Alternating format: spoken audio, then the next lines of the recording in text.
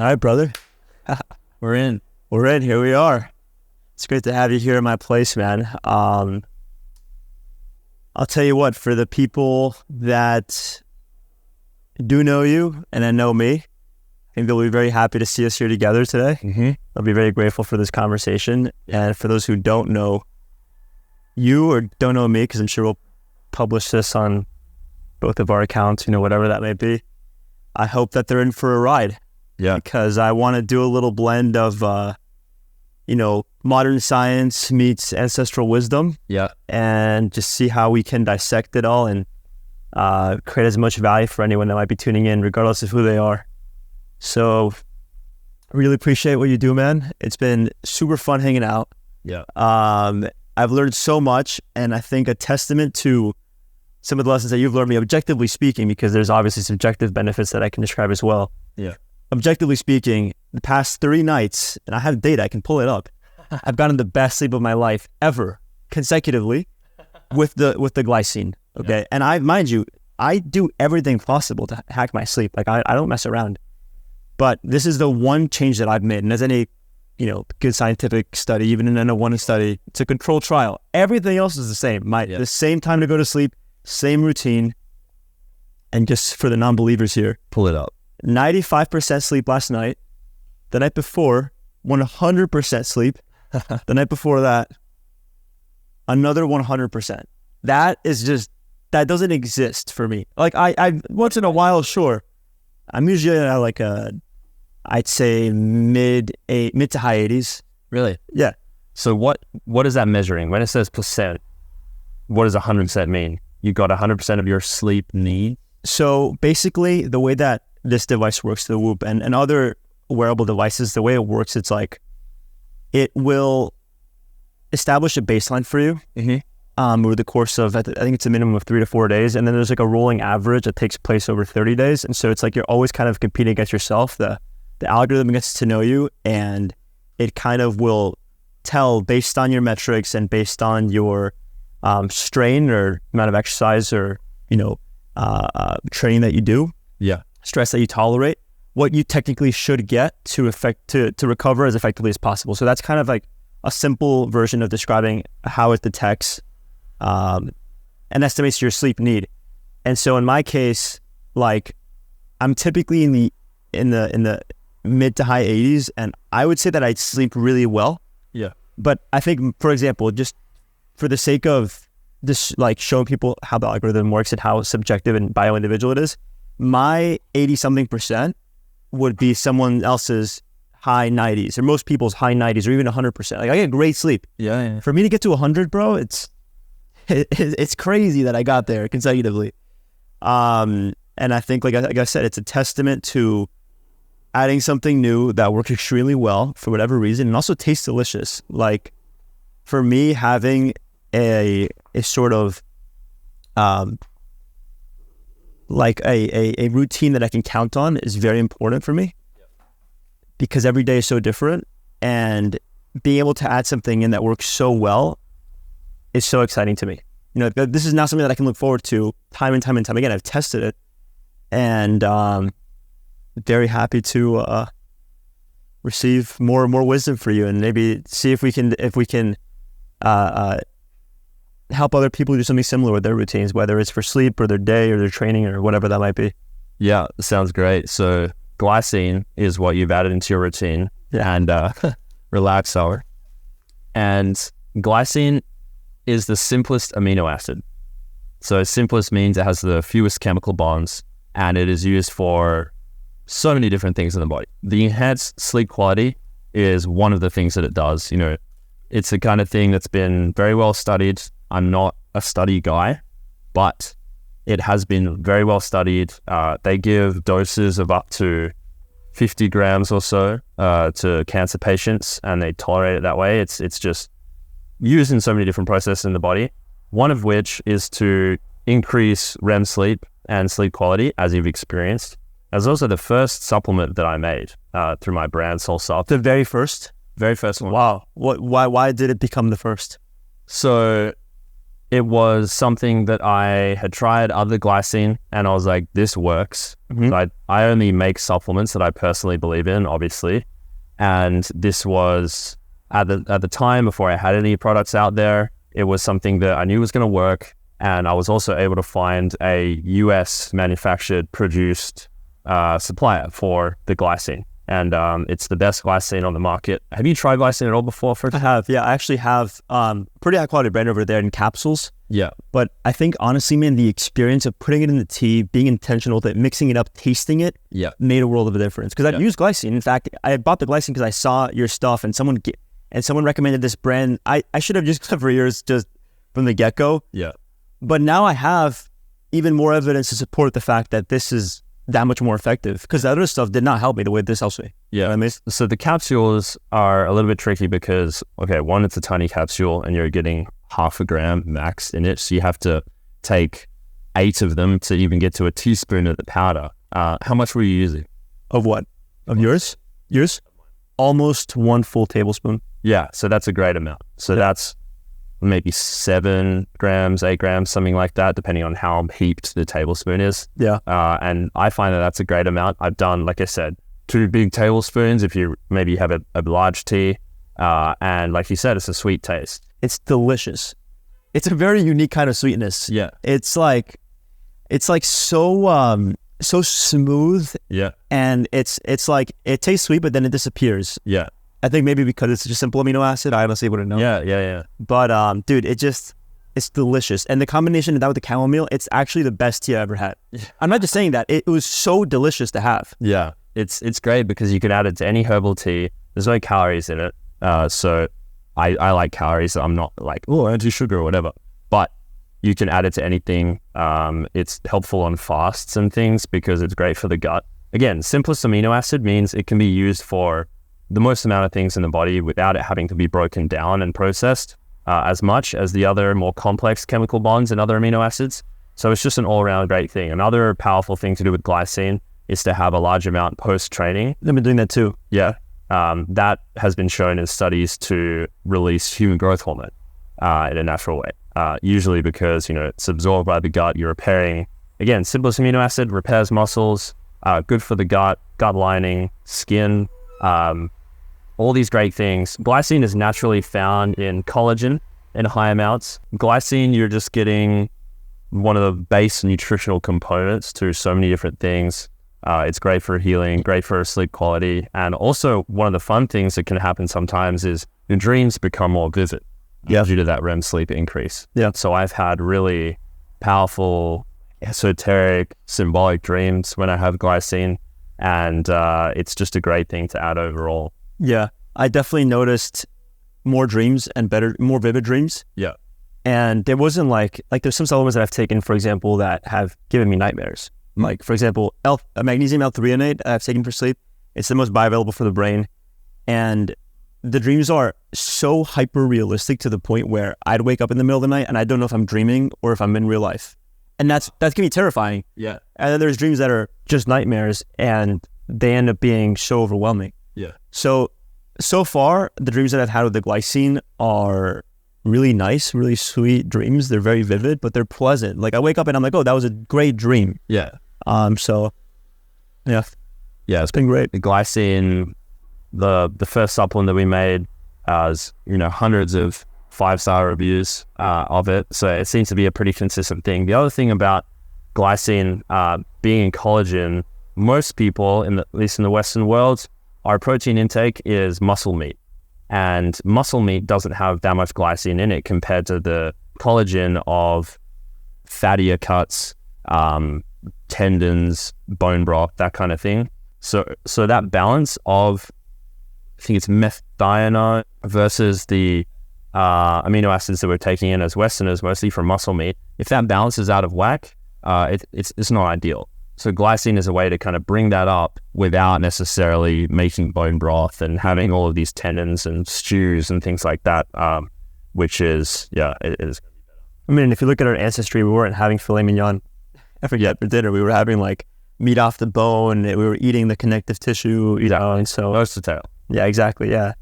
So that's amazing. And I think it's symbolic too that you started with something that, I mean, I assume that the main intention, at least in the beginning, was for sleep, not for the growth hormone. It was for sleep. Yeah.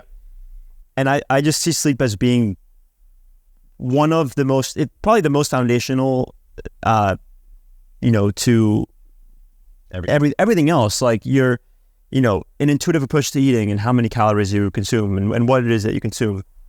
Having the energy to exercise, the motivation, the clarity to do the things you need to do, and the deep work, and then also being able to derive more benefit from all these inputs, whether it's exercise or any kind of deep work, like being able to remember the right information, filter out the unimportant information, right? That's what REM sleep is for, the deep sleep for getting, restoring the nervous system, for example. So I think it's symbolic because, you have this lifestyle that you're so passionate about and that have helped so many people adopt.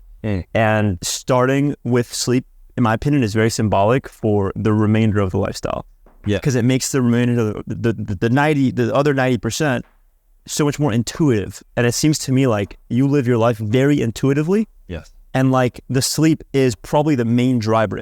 I'm assuming there's definitely other drivers, but it's one of the main drivers for that intuition to, come to life. Yeah. It's like, most people have never experienced a quality night's sleep where you go to sleep. Obviously, your sleep hygiene and the quality of your sleep is derived from the moment you wake up and what you do throughout the day. As well, getting morning sunlight, that's a pretty common one that people should know by now.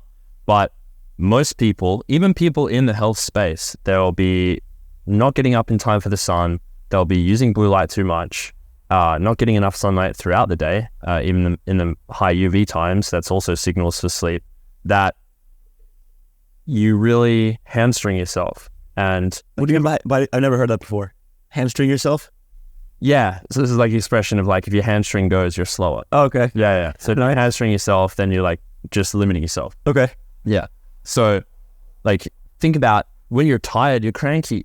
You're constantly tired. It's like a drain to do anything, to think properly. It's like hazy. And until you've felt how it feels to wake up in the morning without an alarm and just, oh, I'm awake now. There's no grogginess. There's no like, oh, I gotta wait 30 minutes and have my coffee and okay, now I despise that whole, oh, don't talk to me until I've had my morning coffee. Dude, yeah. It's like a celebration of mediocrity with like, yeah, sleep is fucked.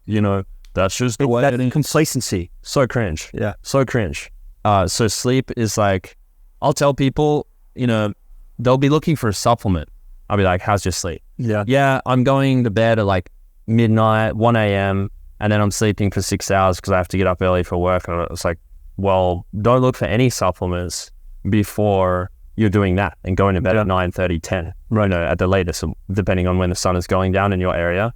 It seems like it's so simple that people overlook it. Yeah. And then, well, it's like breathing. It's something that we have to do every single day. And because it's something that our body naturally leads us to and has to do, we just go, oh, like, let's focus on the stuff that we can add in and buy and purchase, the quick fix, Yeah. And a lot of the times it is quick fix for sleep. Like you may have to go through a couple of days where you force yourself to get up early and look at the sun and then go to bed early. And maybe because of the way that your sleep cycle is locked in at the moment, you may toss and turn a little bit going to bed earlier.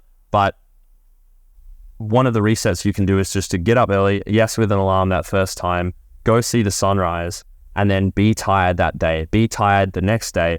But very quickly, if you're getting these sunlight inputs, taking glycine, magnesium, actually draining your energy throughout the day through physical exercise, then you can get into a regular, normal, healthier sleep cycle very quickly. And the other thing to think about is like, maybe some people will think about the number of hours they're getting as the only thing. I got 8 hours of sleep last night, I'll be okay.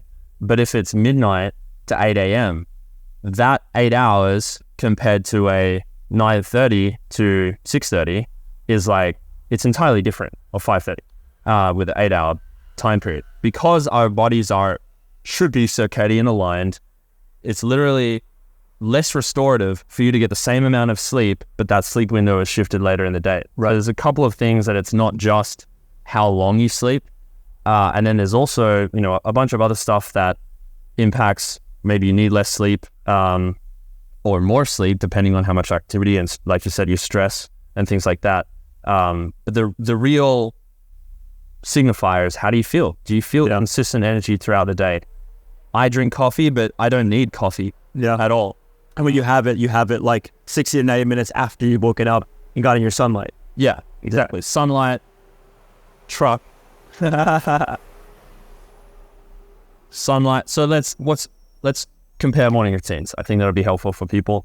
I'm traveling a lot. I don't have all my gizmos and gadgets all the time, but what you can still do is you're waking up and you're walking outside and you're getting sunlight. And even if you're not in the place that you're getting direct sun and you can see the sun on the sunrise, just being outside rather than spending your first 2 hours kind of getting ready for the day, but you're still indoors. If you're outside in whatever way that is, walking to the local park, going out on your balcony, that sunlight is still coming in and, Yeah, if you don't, I think someone else on the podcast put this nicely. It's like, if you don't need a flashlight to go outside, you're getting sunlight. Yeah, exactly.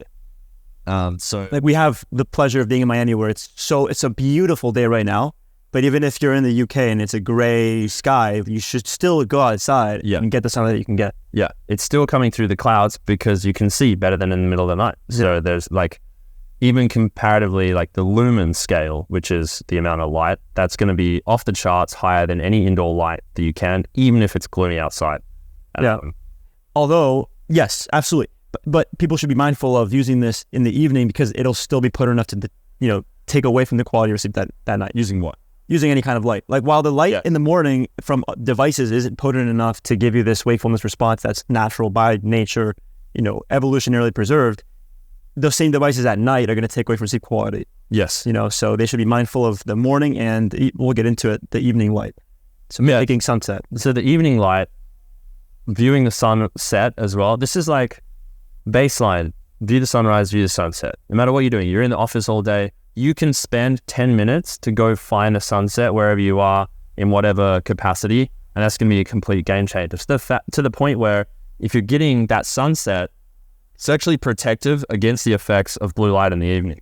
And that's not to encourage, I viewed the sunset, therefore I can blast my eyes on my phone or computer at night. But it does significantly protect against that. Another thing that I would recommend, or a couple things really, is that you don't use any other lights in your home other than candles, beeswax candles, or like a very, very soft salt lamp or dim red light of some kind. If you do that and you don't have the ceiling lights on, you don't have I never have these lights on. Exactly. I'll have maybe an LED strip, like that one might be, purple has the blue. I had that on we were hanging out last night. Yeah. That, and then I have this one that's like red, orange, very, very dim. Yeah. Typically both are red at night. Yeah. Because there's that absence of blue light, so I can still see. And it's like what sailors and anyone that does any boating, when you turn on, typically there's always a red light on a boat because it allows you to see what's within the boat without taking away from your, from your peripheral visual cortex and being able to see out into the distance. So it's like, it helps you get by, but it doesn't take away from your vision elsewhere. And it's also going to have no blue light so that you don't have the stimulus that takes away from melatonin accumulation that you need to get deep sleep. Yes. And I would also just have the caveat, if we're explaining the utmost optimization, even in nature, because of nature, there aren't any bright red lights at night or even dim red lights at night. So if you can avoid it, it's not to say like, okay, because it's a red light, I can blast everything. Because it will have some effect compared to just it's dark. Candles specifically as well, because it's an actual flame, you're getting near infrared light, which is why fires in general are so powerful. Having a fire, being around a fire with your clothes off, is a really interesting near infrared sauna experience. Like, you can get quite warm with that. So if you have the capacity to have a little fire at night, it is very hypnotizing for humans to stare into a fire, and that's why it's become like a social thing. And I believe that it has some really powerful effects. I want to have eventually a house where I can have burning fire lanterns on the wall, like they have in, the castles of all. I think that would be really, really cool. Yeah, absolutely. Yeah.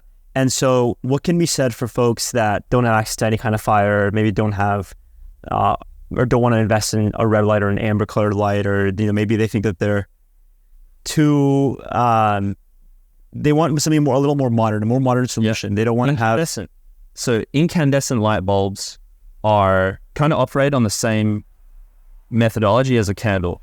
Our LED lights, there's the pure electricity, which is put into this kind of artificial blue light. And incandescent light, you have heat going through the filament, which is somewhat burning. It's not actually burning, but it's the heat that creates the light. Right. And so you get this warm amber glow, which is entirely different to our biology, and it looks entirely different to the artificial energy-saving LED lights. So that's a very, very easy fix to get an incandescent light bulb and put it in a lamp.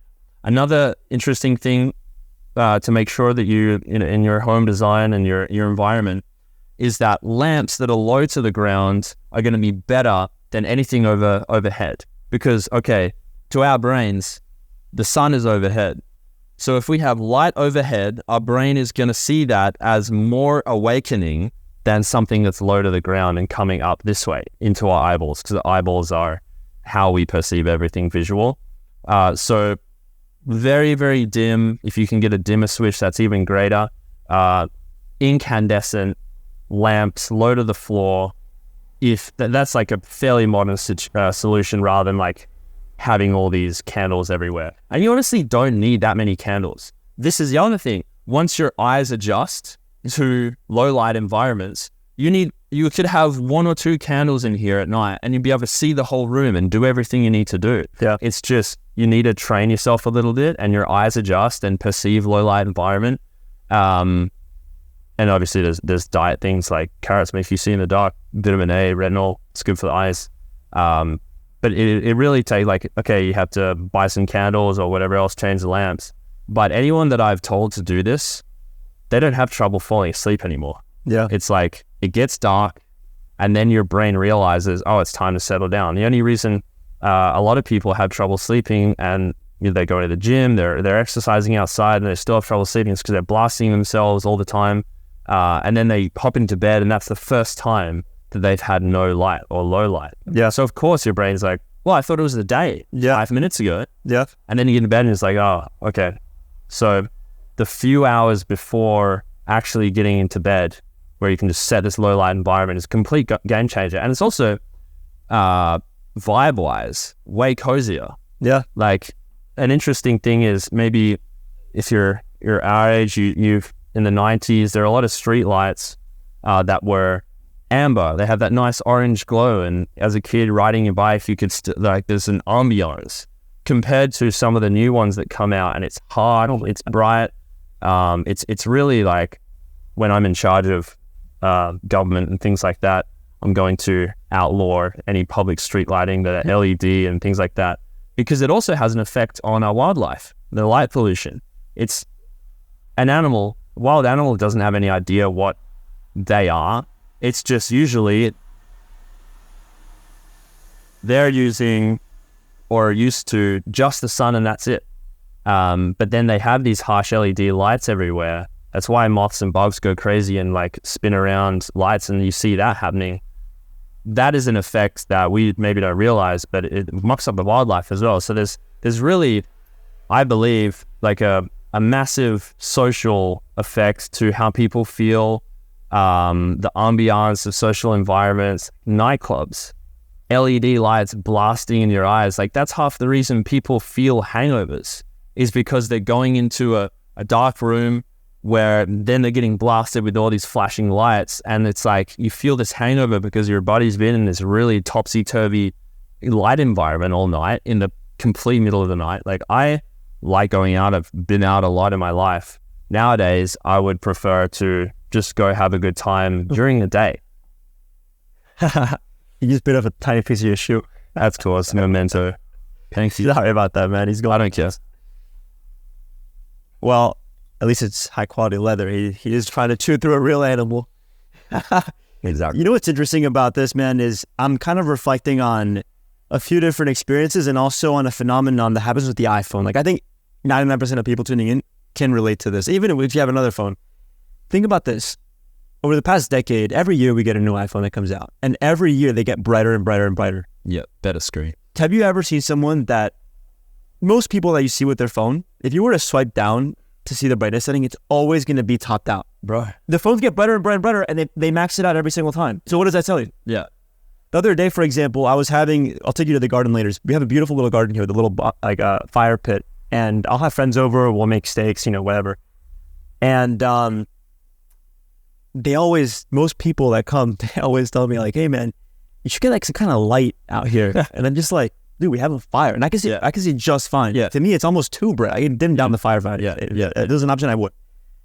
And I just kind of think to myself like, man, like, how is it that I love this and they feel so uncomfortable? And obviously, a few minutes go by, they adjust a bit, but even they're still complaining. Yeah. But then I'm like, well, if I look at most of the light exposure that I get throughout the day, I mean, I with my work, I have to look at screens all the time. I have to look at lights, but I'm very mindful about the exposure on those devices. Like I turn the brightness. Yeah, I turn it down, and I think that alone has helped sensitize my eyes quite a bit. Yeah, I see it then when I go on the bonfire, and it's fascinating to me how you can kind of get two of those benefits. Like number one, you're sensitizing your eyes are just working better, but then you're also getting better sleep, which is the best opportunity your body has to do like its daily software update. So your whole body's getting better and better and better, and more capable. Yeah.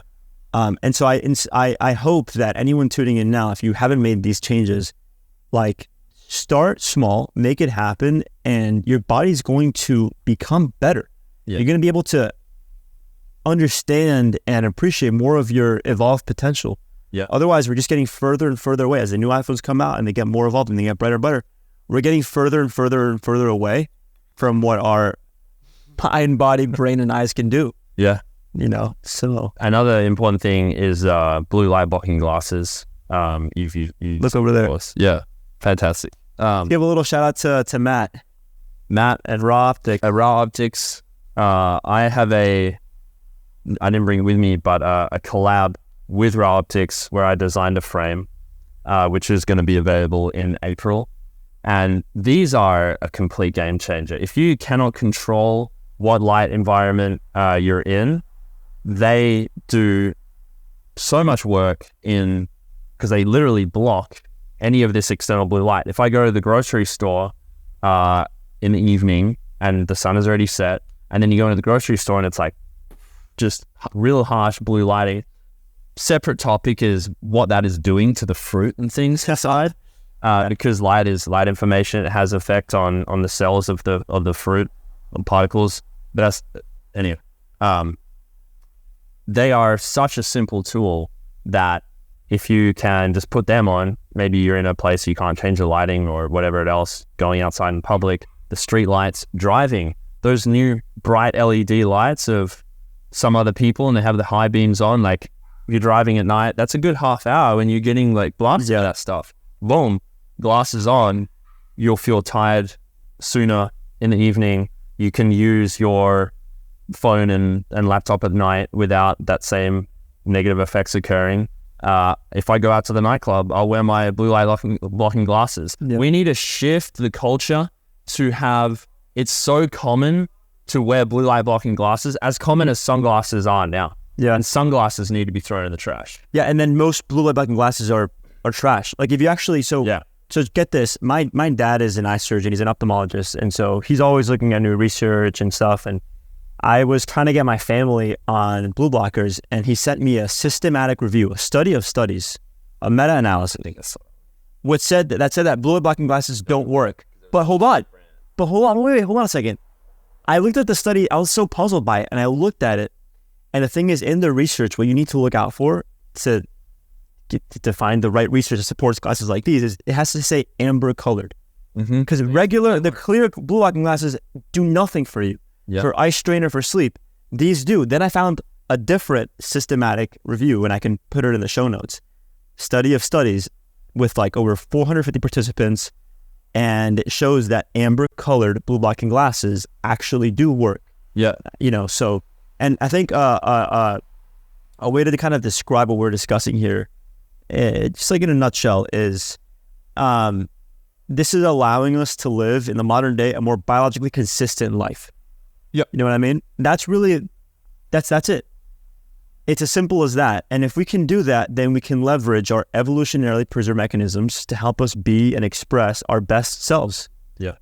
It's as simple as that. If you understand, I think that if people understand that, I think it'll make sense why you and I seem like such outliers. But in fact, in this modern day, we have an advantage. Understanding how our body was designed and looking to replicate that through modern means that are still consistent with how we're designed. Yeah. You know? Yeah. Whatever my biological capabilities are above the average person, it's because I'm aligning with how the human body is meant to work. And it's not, yes, I have my genetics and things like that, but there are so many things that you can do in order to return to how the human body is meant to operate that will have you in a state of health that you couldn't have dreamed of. You know, like your hair's thicker, you're stronger, less body fat, all these things which, because you're living a lifestyle aligned with our primal nature, it's just such a better level of existence. And you also want to experience the modern lifestyle as well to some degree. You know, I'm not living in a cave somewhere, although maybe I want to one day. In the Rockerford cave. Yeah, yes, exactly. Steve's cheese all around you. Oh, I would never leave. Yeah. So, you know, we want to be part of the modern life. We want to also be strong, healthy, and happy, and that requires these little tips and tricks. And, you know, it's like a fun hobby, diving into all this stuff. You can call it biohacking, you can call it whatever you want, but it's just getting back to the basics, getting rid of all the garbage. I don't like the word biohacking anymore, man. Bro, I think it's living biologically. It's living biologically. You know what I mean? Naturally. And I guess it's a little bit redundant because biology is like the study of life, living the study of life. It's like, but still, like living according to your biology. It's not like hacking. It's like just living according to your biology. Like, this is how you're designed. Understand the influence that modern convenience has, and then see how you can get the best of both worlds. Biohacking. We've been to biohacking conferences. That's where we first met. 90% of people have no tan. Yeah. What are you biohacking? What are you biohacking when you won't even go outside? Like, that's crazy. And I think just the whole rabbit hole of biohacking in general, and you're looking at like, how do I optimize my mitochondria with this supplement, and I'm going to breathe this amount. Like, that's good. But there are some basics, which it's like, is going for a walk in the sun with bare feet biohacking? It's not viewed as that way, but it should be the most prominent, like, primary returning to our biology. Yeah, exactly. You know, and something else I want to mention for folks is, I know everybody tuning in, everybody wants to look better, they want to feel better, they want to look stronger. And I think that obviously, you know, you and I, we definitely put the work in to exercise our bodies. However, I think the vast majority of our accomplishments physically reflect the lifestyle that we live. Yeah. That is consistent with a lifestyle that made us more attractive because of the reproductive success that the lifestyle rewarded us with. You know what I mean? Like, what that, in simple terms, if you live a life that is biologically consistent, then you're going to have a body that's prepared for a life, that's prepared to survive. It's going to look great, but that's a byproduct of the lifestyle that your body knows is essential for life. Yeah. So, you know, I think a lot of people make the mistake of going for the body first and doing anything necessary to get there. Yeah. Skipping steps, taking steroids, doing BS. Yeah. When in fact, they should look at their life and they should look at the way they live their life in accordance to their biology. And then, yes, sure, go and do this specific workout, overload over time, like all these other things, they work great. But if you have these foundations laid out and you can appreciate biological consistency, it's so much more realistic, so much more attainable, more rewarding, and more sustainable. Yeah. You know? It's a lot of people, even if you want the body, like, it is your best strategy to do these primarily biological things. It's not the same as doing a set of curls, but if you want bigger biceps, get more sunlight. Like, it's all related. Optimize your sleep, go for walks, clean up your food, your diet, all of that stuff, because just the bodybuilding kind of centric thing where it's just about that, that's not healthy. Really, being healthy is about being resilient. And if your only exercise also is an hour and a half under fluorescent blue lights, then you're not going to be healthy. And all of the things that I do to maximize health will also increase your muscles. Like, that's what people don't realize. Like, you could be the most shallow person and all you care about is like, yeah, you're fat and you want to get better, but dialing your sleep in and everything else is really the best way to that. Yeah. Rather than the protein powders and the pre-workout. And you can get away with less time in the gym, because if you maximize the recovery, that any one of these inputs, you're going to drive maximum benefit from them. Like, I see so many gym rats who are going to call me. I don't want to make anyone look bad or feel bad, but I see a lot of people that they spend countless hours in the gym. They have this bag littered with pre-workout and essential amino acids and like all these things. And they do like disgusting shakes after and all this meal prep. And I'm just like, dude, you're missing the point. You're missing the point. Your body wants, you want to look great because it's what it represents, but it represents a lifestyle that orients you to survival beyond, people think that their survival is warranted by like how they look in a picture on Instagram. Like, that's what's going to get them to survive and feel good about themselves and have other people value that, like, I think bodybuilding for the most part is BS. Like, I used, and dude, I know that we do bodybuilding. Like, I have had my phase where I'm a bodybuilder, but I see myself now as more of like a life builder, and my body just reflects that. People can cancel me for this. I don't really care. I think that I know that there's more to life than just the way you look, and the way you live your life is going to help you look better. Yeah, for sure. Why don't we dive into some of the stuff that you were helping some of the guys enjoy when we were on the beach together? Yeah. I mean, I was really impressed by your approach to mobility and strengthening muscles that most people don't even know exist. Yeah. Like, I was doing things with my feet that I don't think I've ever done before. Yeah. But bro, I was sore in the areas that I've never been before, and I know that there's just another opportunity for growth. You're only as strong as your weakest link, and trust me, you helped me identify some of those weakest links. Yeah. So really, it's a byproduct of several things, and this is something that I've come to learn more about the last couple of years, because I had consistent sciatic pain down the left side of my leg. When I was healthy, I was training 4 or 5 days a week, but the movement patterns of the traditional bodybuilder are not good, in the sense that they're not evolutionarily consistent. It's very strange to have a barbell which doesn't move with the weight on the outside, compared to if you were picking up a rock here and like the center of gravity is here. The different kind of ways that you move your body in order to move the heaviest weight in these really isolated and strict patterns, and having good form. And good form is good, obviously, but if you're doing a deadlift and then you're thrusting up and bringing your hips forward all the time and then leaning back, and that's the lockout, and yes, I did it, and then boom, down again.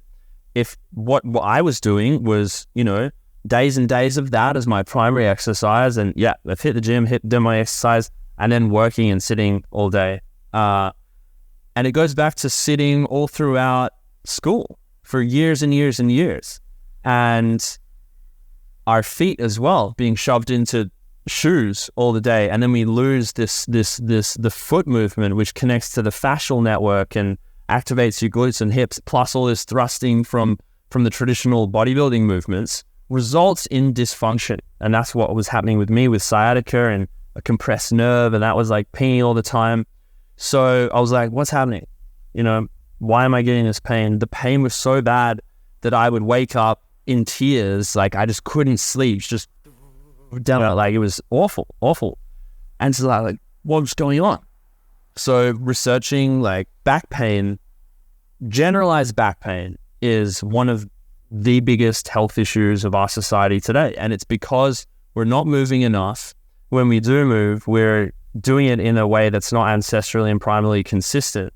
And there are just several principles that you can relearn, that if you look at how a baby moves, a child moves before they have been socially constrained in a lot of ways, sitting in chairs all the time, over years, we lose these movement patterns, and then we lose this natural decompression of the spine that occurs when we're waving. This is what we should be doing in most areas of movement that we do. So what I was teaching you guys at the beach is stuff that I've learned from great friends. Bam Lionheart was the guy that really got me into this stuff and taught me. And then when you have these principles in mind, you see how they flow into everything else. It's like understanding that unlocks so many other things with movement. And then you get more muscular as well, because you're activating and using muscles that you haven't used in so long. And whenever you do that, you get that kind of the noob gains of when you're first training. Exactly. But the noob gains for muscles that have just been turned off for so many years. That's perfectly said. Exactly. That's what I felt. It was like, I was like, dude, I feel like I'm working out for the first time again. Yeah. Seriously. Yeah. I think Goose was saying that because for me, when I first started, it was such a rewarding experience, and I feel like I've unlocked a new level. And mind you, like I think that I had a foundational, as far as moving in an ancestrally consistent way. Like I thought I had a few things figured out as far as like, look, I think sprinting is very consistent. I could be sprinting in the wrong way. That's another thing, right? I could be sprinting in the wrong way. I thought sprinting was consistent. I thought that, for example, using more dumbbells and kettlebells was more consistent.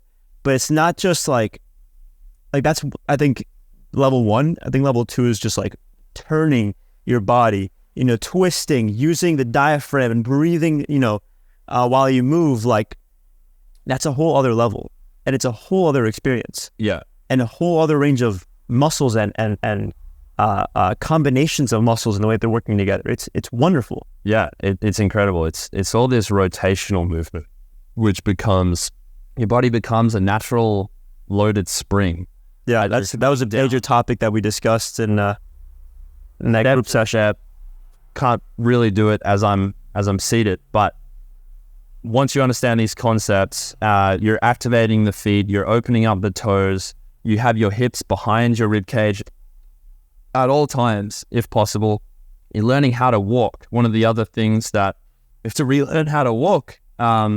With each step, you should be internally rotating each leg, which naturally pops the hip back. You're loaded into this side, internal rotation on the other side, and it becomes this flow. And then you think about, how do you swim?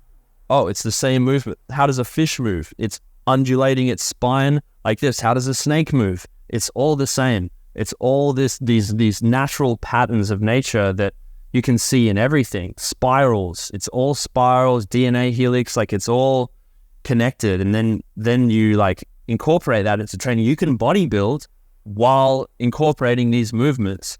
And it's been unendingly rewarding for me.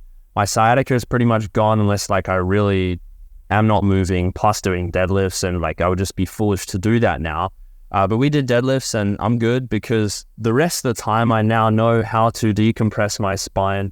My hips and my glutes and hamstrings are actually activating, and I'm not spending all of my time thrusting and hip thrusts. Girls want to get a big booty, so they're doing hip thrusts. And all of that is training this pushing forward motion. And I'll say that once you learn the kind of primal movement, you get bigger glutes, because they're finally activating for the first time, to the point where you can walk. But if you're walking in a way that's actually using the glutes, you'll get bigger glutes, and you'll be more athletic. And going back to the point where when someone's walking, they have that sexy model walk, their gait is very good. We find that attractive because we can perceive that as their body moving in the primarily consistent way. Yeah. So it's super rewarding. You move better, you become more athletic, you're faster. A lot of people, oh, my knees hurt when I run. It's because they're running in the wrong way. And obviously, just hearing about these concepts rather than seeing them is a little bit tricky to understand. But I invite anyone to look at Bam Lionheart stuff, some of my vlogs. Or just look at this guy walk. Yeah. Just look at this guy walk. You want like Tarzan, bro. But like, I think that's, you said it so nicely. Like that is something that we find attractive. Like models walk that way. Why do we find it attractive? Because we've been reinforced over millennia. That's just how a healthy human being walks. Yeah. And then also, I think another kind of, prime example of this is when you breathe properly, you nasal breathe, you breathe diaphragmatically, your face is more structured. It's more attractive. It's more attractive because it's the correct way to breathe.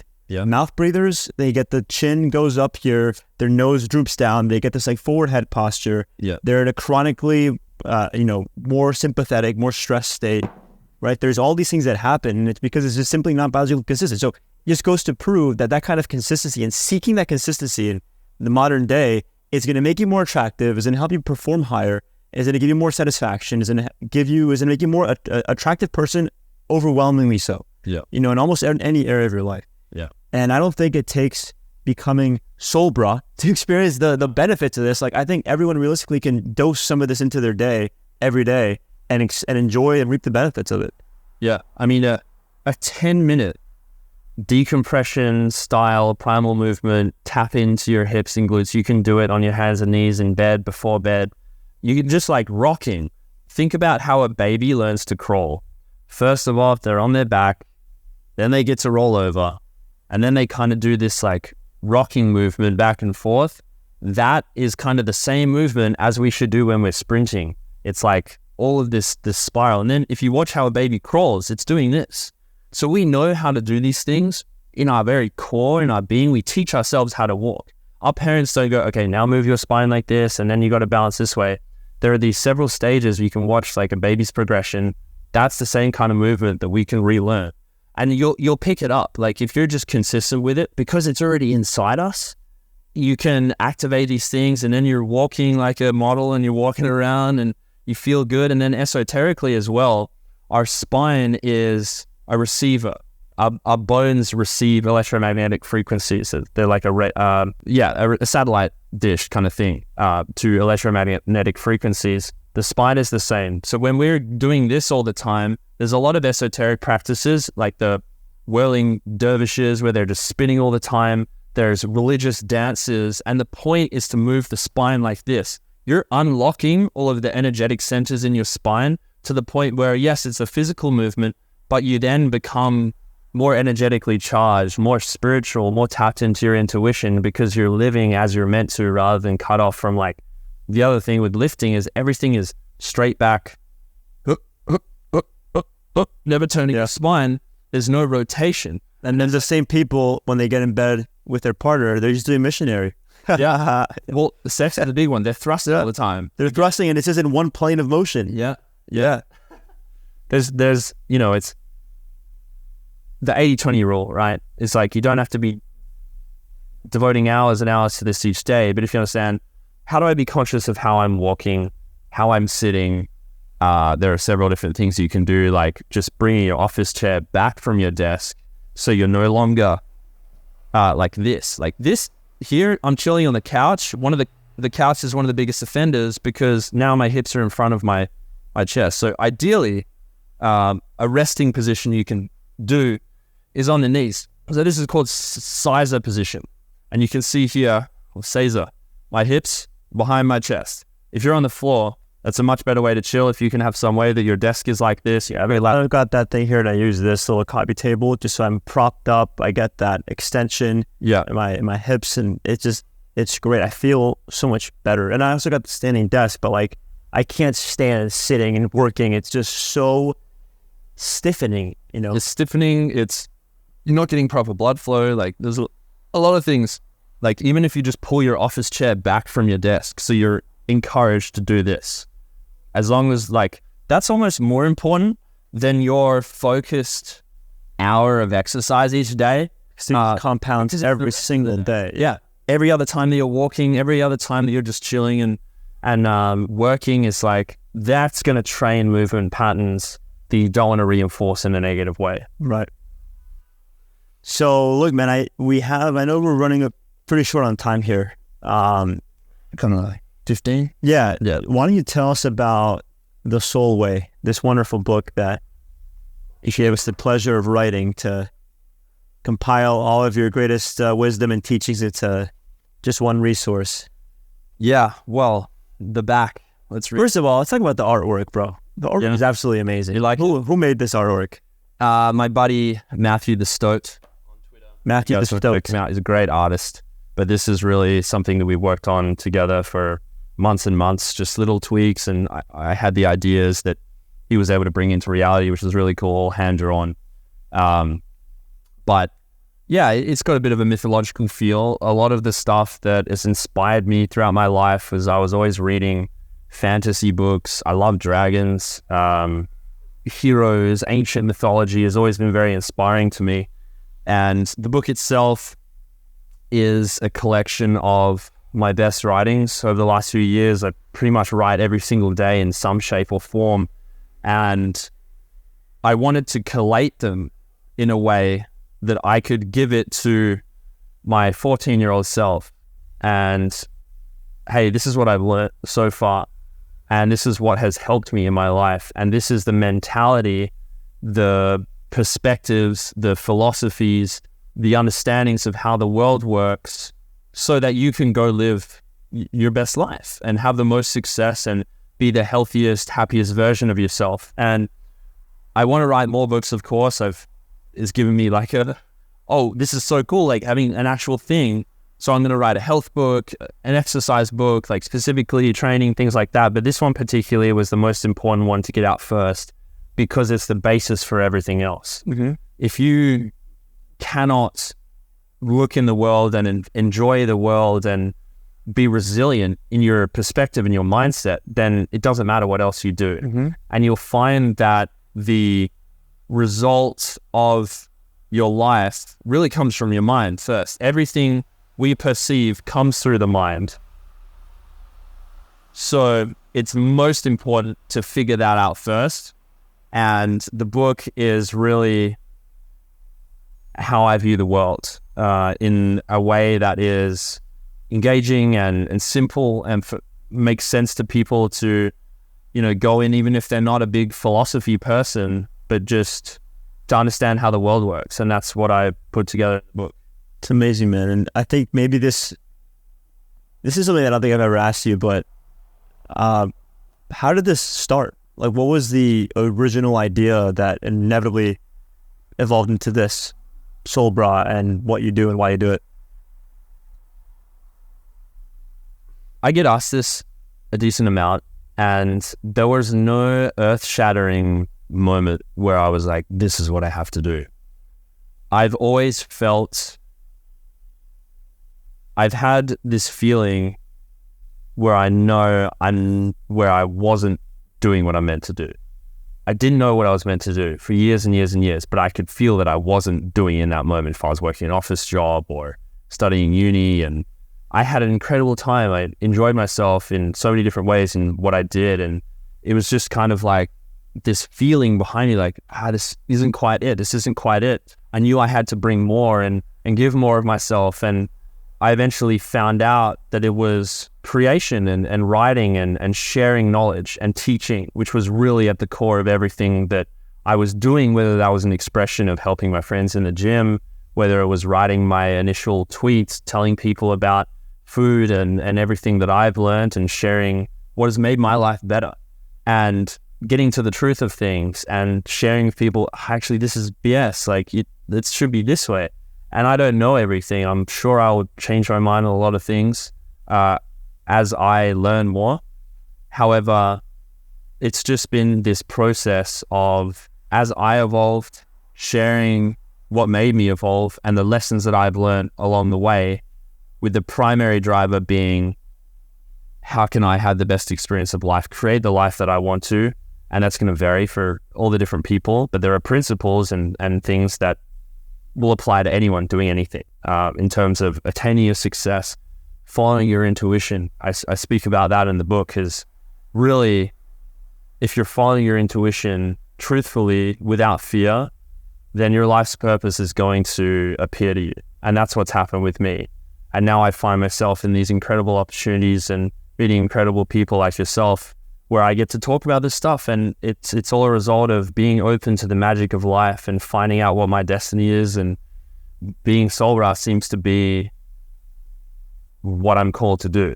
And I'm so grateful that it's unfolded in this way so far. And if I can wake up each day, create, share, teach, then really I can go to bed happy. Wow.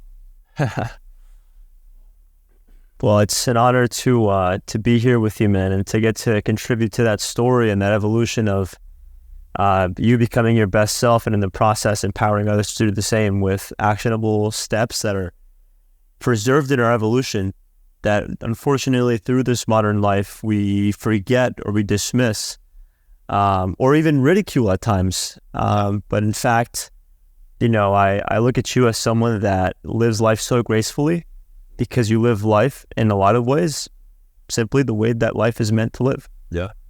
And looking at life not just from a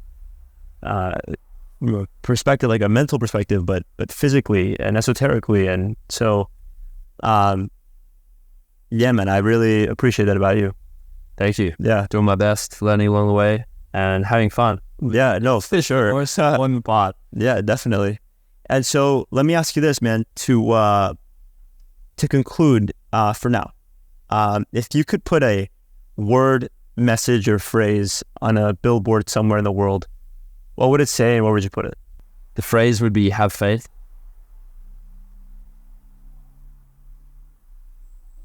And I'd have to put it on a giant volcano somewhere. I don't know if many people would see it. Yeah. But I feel like that would just be the coolest place. Nice. Very cool. Very nice. Awesome, man. Thank you. Yeah, thank you, man. It's been an honor and pleasure. And hopefully this is the first of many conversations that we continue to have to help a lot of people. I'm sure. Live a life they're meant to live. Thank you. Yeah. Awesome. Thanks for watching. Thanks, you guys.